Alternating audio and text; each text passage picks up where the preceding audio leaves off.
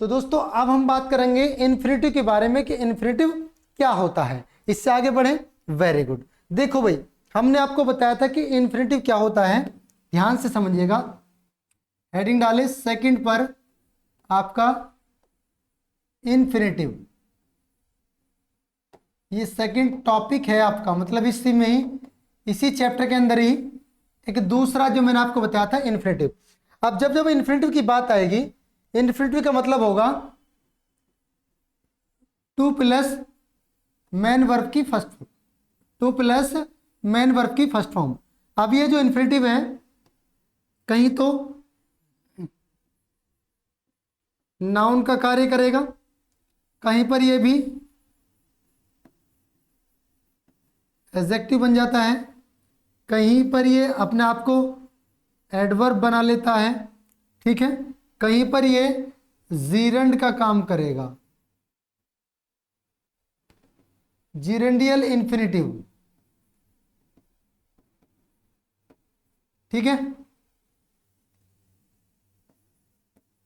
ठीक है, दूसरी बात, एक बात करेंगे बेयर इन्फिनिटिव के बारे में, यानी जिसमें टू नहीं लगेगा। तो ये सारी बातें मैं इन्फिनिटिव के संबंध में आपको बताऊंगा। अब एक बात बताओ हिंदी में,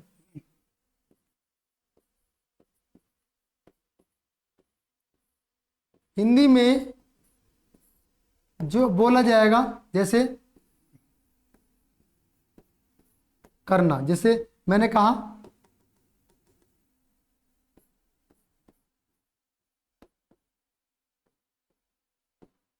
टू स्मोक, तो इसका मतलब है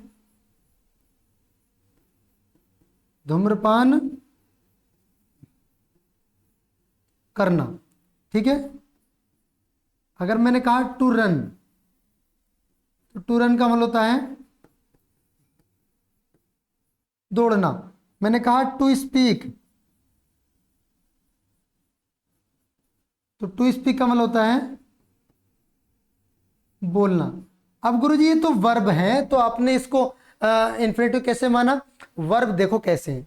मैंने कहा to smoke is injurious to health, धूम्रपान सेहत के लिए हानिकारक है, तो धूम्रपान एज ए सब्जेक्ट यूज हुआ एज ए नाउन, ठीक है। टू रन, दौड़ना आसान काम नहीं है, दौड़ना आसान काम नहीं है, दूसरों के अंदर कमी निकालना आसान काम है, लेकिन अपने अंदर की कमी को दूर करना बहुत कठिन काम है, ठीक है। दोनों बात समझ में आई? आगे बढ़ते हैं।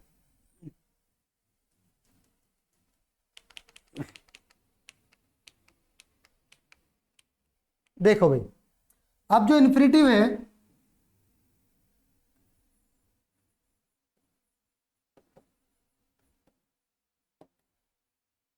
इसको भी मैं ना दो भागों में बांटकर पढ़ेंगे। इसको हम दो भागों में बांटकर पढ़ेंगे। एक तो आपका सिंपल इन्फिनिटिव, सिंपल इन्फिनिटिव, और एक आपका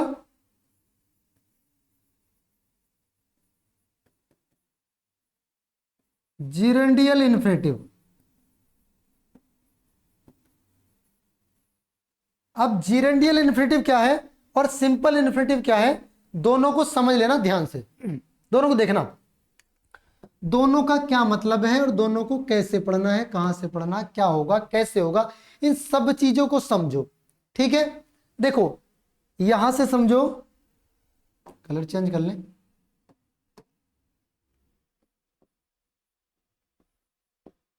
जब इन्फिनिटिव वाक्य में नाउन का कार्य करे, नाउन का कार्य करे, तो वह आपका सिंपल इन्फिनिटिव होता है, सिंपल इन्फिनिटिव होता है। इतनी बात आप लोग समझे कि अगर वो नाउन का काम करेगा, किसका काम करेगा? नाउन का, तो वो होगा सिंपल इन्फिनिटिव। कैसा होगा? सॉरी, कैसे होगा, सिंपल इन्फिनिटिव होगा। लेकिन दोस्तों जब यहां समझो इस जीरेंडियल नाउन का क्या मतलब है, इस जीरेंडियल नाउन का क्या मतलब है कि जब इन्फिनिटिव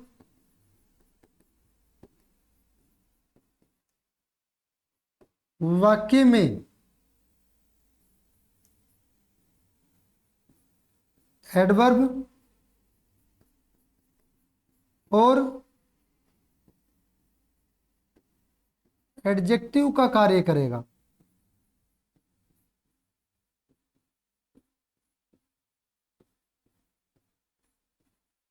करता है, तो वह जीरेंडियल इन्फिनिटिव कहलाता है।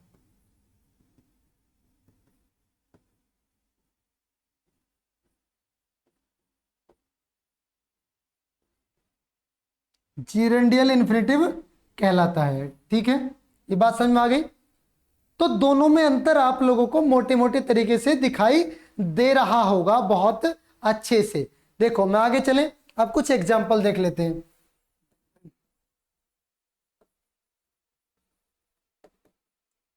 एग्जाम्पल्स क्या कह रहे हैं भाई, जैसे I want to purchase this book.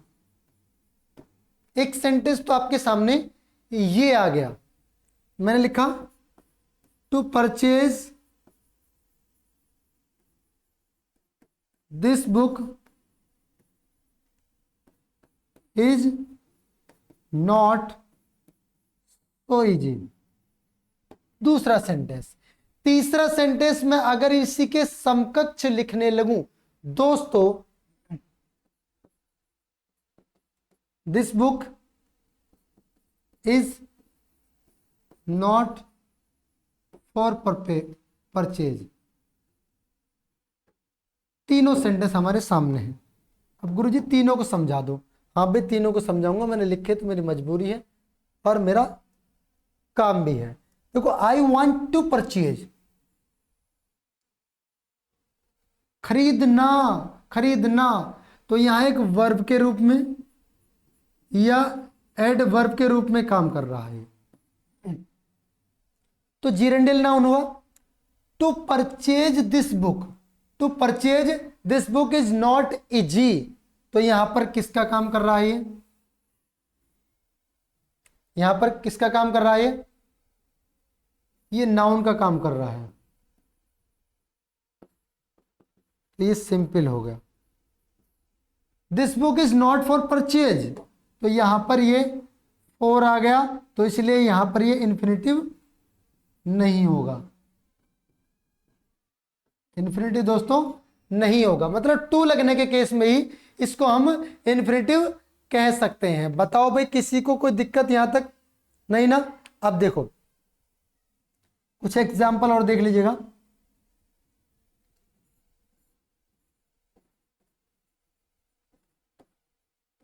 To smoke is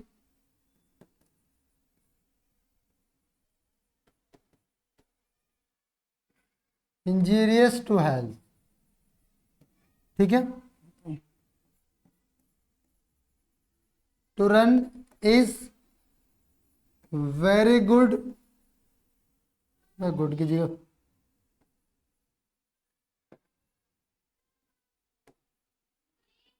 for health. दोनों सेंटेंस एक जैसे से लग रहे हैं लेकिन एक जैसे नहीं है। देखो इधर, to smoke, to run is very good for health, यानी यहां पर यहां मतलब है धूम्रपान करना, तो यहां पर काम कर रहा है एक सब्जेक्ट के तौर पे, और सब्जेक्ट पे अक्सर नाउन और प्रोनाउन होते हैं, तो इसको हम नाउन मान के चलेंगे। यहां भी क्या है, दौड़ना, किसकी जगह इस्तेमाल हुआ है, एज ए सब्जेक्ट यूज हुआ है।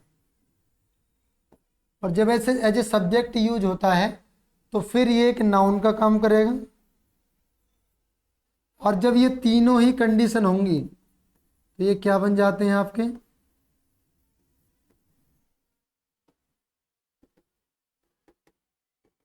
Simple infinitive. और ऊपर वाला भी आपका सिंपल इन्फिनेटिव होगा। बताओ भैया, किसी को कोई दिक्कत यहां तक नहीं ना? बिल्कुल भी दिक्कत नहीं होगी, मुझे ऐसा विश्वास है।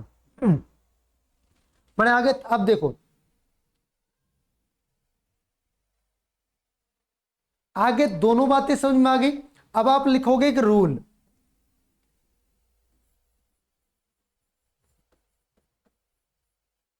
इससे जुड़ा हुआ एक रूल भी है, एक रूल नहीं बल्कि दो तीन रूल है, ज्यादा नहीं है, ठीक है। जैसे आपका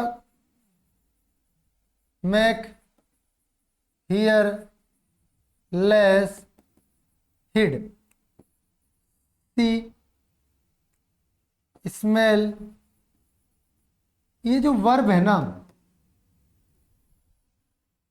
ये जो वर्ब की आपको एक लिस्ट दिख रही है, इनके बाद कभी भी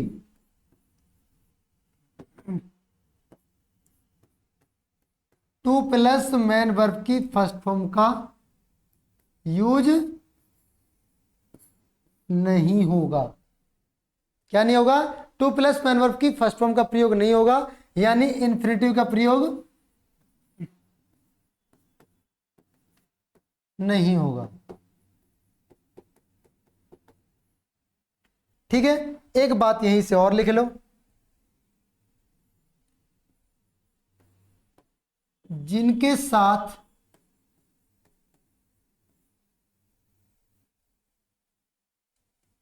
ये, चलो नेक्स्ट पेज पे लिखवाता हूं उसको,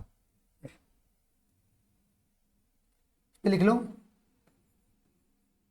इन वर्ब्स के बाद कभी भी टू प्लस मैन वर्ब की फर्स्ट फॉर्म का प्रयोग नहीं किया जाता है।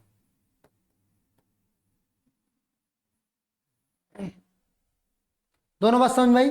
यानी एक एग्जाम्पल के माध्यम से हमने देखा, एक एग्जाम्पल के माध्यम से देखें, कोई भी एग्जाम्पल उठा लें तुम, ठीक है। बढ़े आगे, चलिए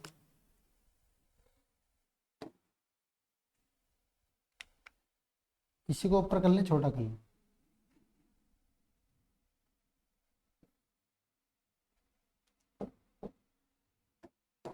देखो भाई,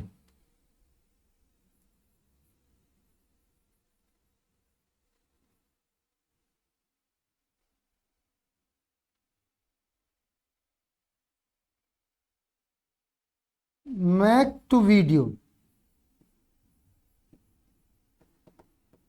इज नॉट इजी। यार ये बड़ा बेढंगा सा लगा मैं देख के। जब ये मैक आ गया तो यहां पर ये नहीं आएगा, ठीक है। अब आगे देखो, जब एक बार कोई चीज आ रही है तो उसमें उसमें नहीं आएगा, ठीक है। जैसे Soni made him to write, तो भैया आंसर होगा गलत, क्योंकि यहां मैड आ गया और मैड किसकी सेकंड फॉर्म है? मैक की। और मैक के बाद यहां क्या आया? ये टू प्लस मैनर की फर्स्ट फॉर्म, जो कि क्या हो जाएगी? पूर्णतः गलत हो जाएगी। बताओ भाई, किसी को दिक्कत हो यहां तक? किसी को कोई परेशानी हो? नहीं ना? अब बढ़ते हैं आगे, रूल नंबर सेकंड लिख लीजिएगा।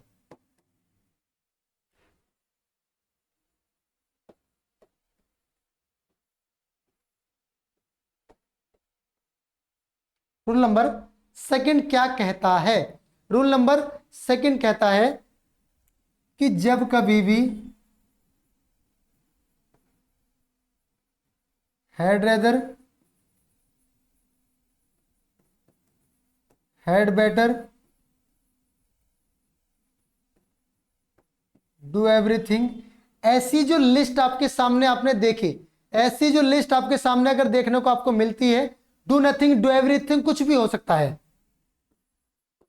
इसकी जगह डू नथिंग, डू एनीथिंग। अगर ये स्थिति आपको कहीं भी मिलती है, मैं थ्योरी लिखने से बच रहा हूं और आपको भी बचा रहा हूं कि आप थ्योरी के रूप में इनको ना समझे। इसमें क्या होगा, इसमें अगर यहां पर टू प्लस मेन वर्ब की फर्स्ट फॉर्म का यूज हो रहा, तो जो गलत होगा ना, केवल टू ही गलत होगा। ये यहां पर गलत होगा और यहां पर सही होगा, यानी इनके बाद टू नहीं लगेगा, इनके बाद टू नहीं लगेगा। जैसे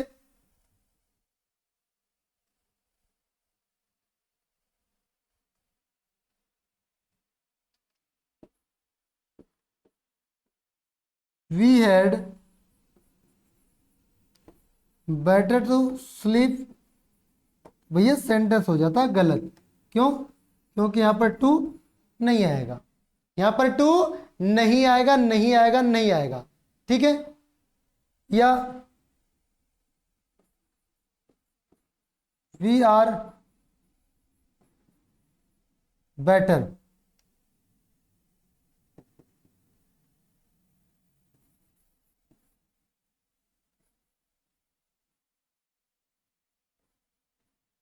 rather than to other.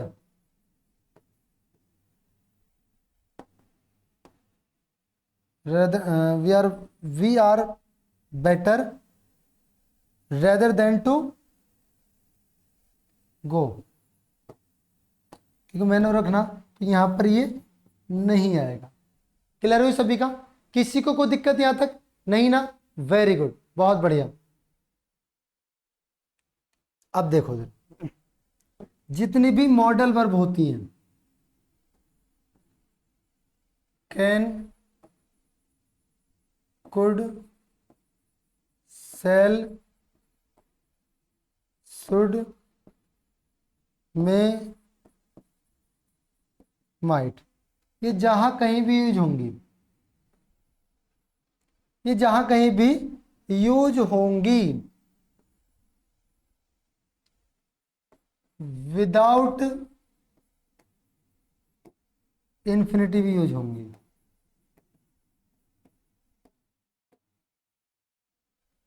Without infinitive use होंगी मतलब इनके साथ इन्फिनेटिव नहीं आएगा। जैसे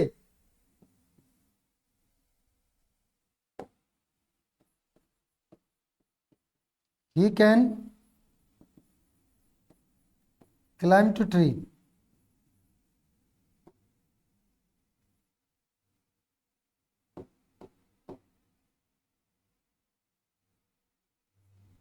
चलो इसी को लिख लो, इसी को ही आप सोच कर देखो इसमें गलती कहां पर है। देखो इसमें गौर से देखो, इसमें गलती कहां पर है, मुझे बताओ जल्दी। डी सा लग रहा है,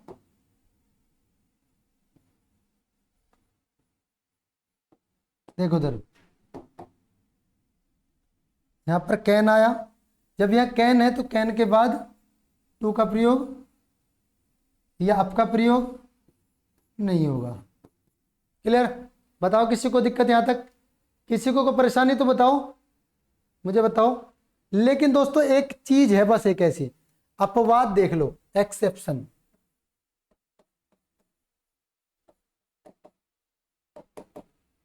एक्सेप्शन जो ऑट टू होता है, इसका मतलब होता है चाहिए, इसके बाद हम टू प्लस मेन वर्ब का प्रयोग कर सकते हैं।